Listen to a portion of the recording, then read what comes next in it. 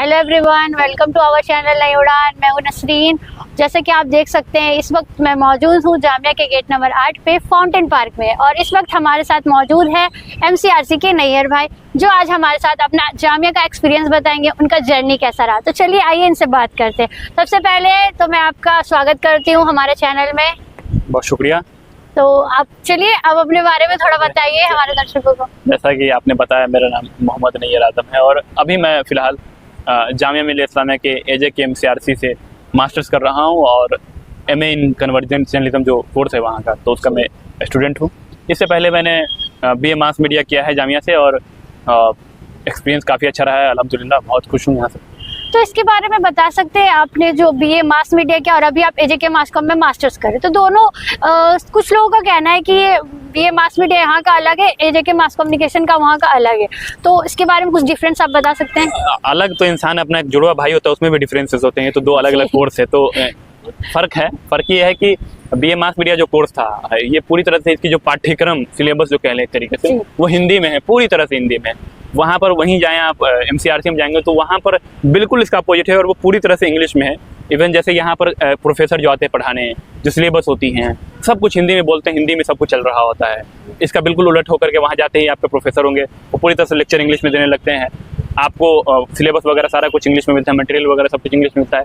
तो ये फ़र्क है, क्वालिटी का भी फ़र्क है। यहाँ पर सिर्फ थ्योरी दी जाती है और वहाँ पर प्रैक्टिकल। चूँकि यहाँ थ्योरी देने का एक रीज़न ये भी है कि बच्चे जो 12th से आते हैं, 12th क्लास पास आउट करके आते हैं, तो अलग अलग जॉनरेस होते हैं। कोई साइंस से होता है, कोई आर्ट्स से होता है, उन्हें पत्रकारिता के बारे में पता नहीं होता है, तो थ्योरी पढ़ाते हैं। वहाँ जाने के बाद उनको वो मान करके चलते हैं कि बच्चे आए हैं जो बहुत ज़्यादा मैच्योर हो गए हैं, मास्टर्स करने आए हैं, तो डायरेक्ट प्रैक्टिकल के साथ थ्योरी भी देते हैं।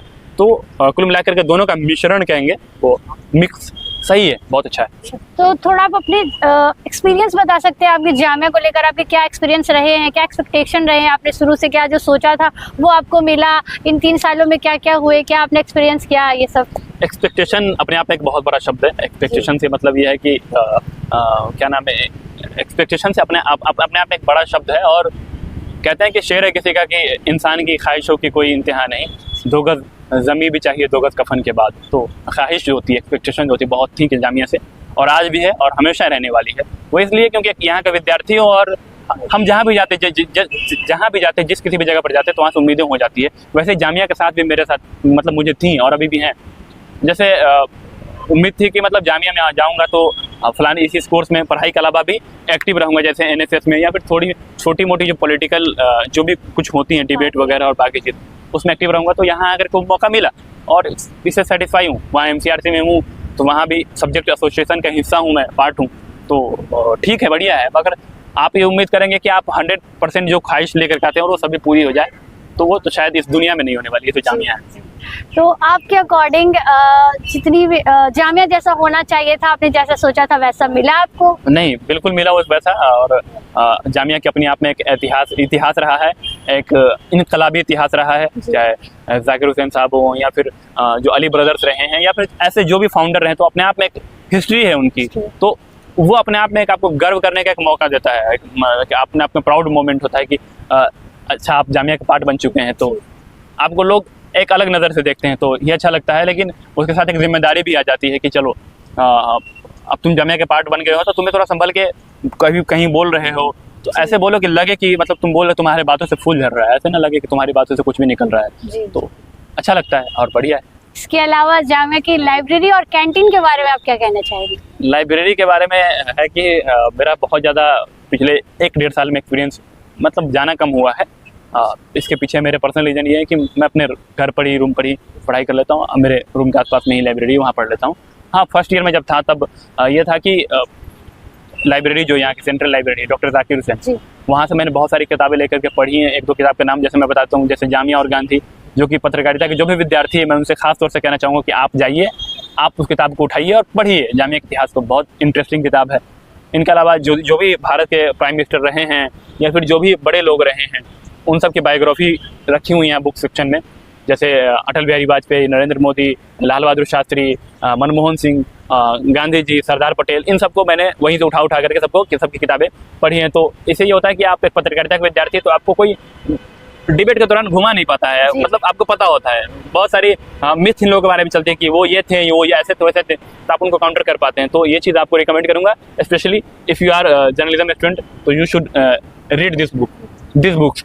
और इनके अलावा कैंटीन की बात कहूँ तो कैंटीन कहते हैं ना कि दुनिया में कहीं भी चले जाइए, माँ के हाथों का तो कोई जोड़ नहीं, कोई तोड़ नहीं, जो भी कह लीजिए आप।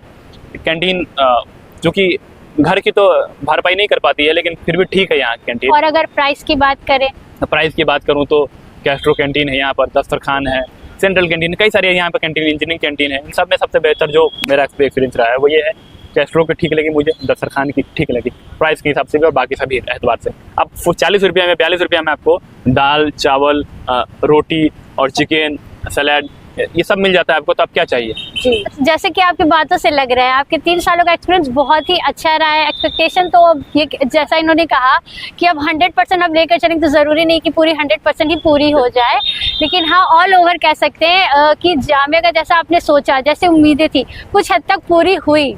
और इसके अलावा आगे आपके गोल्स क्या हैं, इसी फील्ड में आप जाना चाहते हैं? अभी तक तो ये था कि अभी से पिछले 5 साल पीछे जाऊँ तो 5 साल नहीं, 6 साल पीछे जाऊँ तो मुझे मैंने ये तय नहीं किया था कि मुझे जर्नलिज्म करनी है। बस ये था कि आज कुछ अच्छा करना है, सोसाइटी के लिए करना है। तो एक होता है इंसान की बाई चॉइस आता है, एक होता है कि बाई डिफ़ॉल्ट आता है। मैं यहाँ आया हूँ जामिया में तो बाई चॉइस आया हूँ, क्योंकि आप मेहनत करते हैं, ऊपर वाला आपको नवाजता है, माँ बाप की दुआएँ होती हैं, तो वो सब काम आता है। मगर मैं बाई चॉइस यहाँ आया हूँ। और आगे की बात जहाँ तक है, तो आगे मैं अभी मेरा जर्नलिज्म करने का इरादा है, क्योंकि बैचलर जर्नलिज्म है तो मास्टर भी जर्नलिज्म है। तो बहुत बहुत शुक्रिया आपका नैयर भाई।